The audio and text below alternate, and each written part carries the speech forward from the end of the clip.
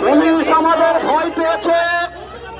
আপনারা বসে যান, এখানে বসে যান। পুলিশ ভয় পেয়েছে।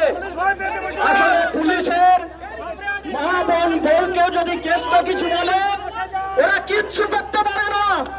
আর এই নিরস্ত্র যারা আজকে পরিযায়ী শ্রমিকদের দাবি নিয়ে বাংলাভাষীদের উপর আক্রমণের বিরুদ্ধে আমরা এসেছি, তাই এত পুলিশ অপসারণ করে এই ব্যারিকেড দিয়েছে। আর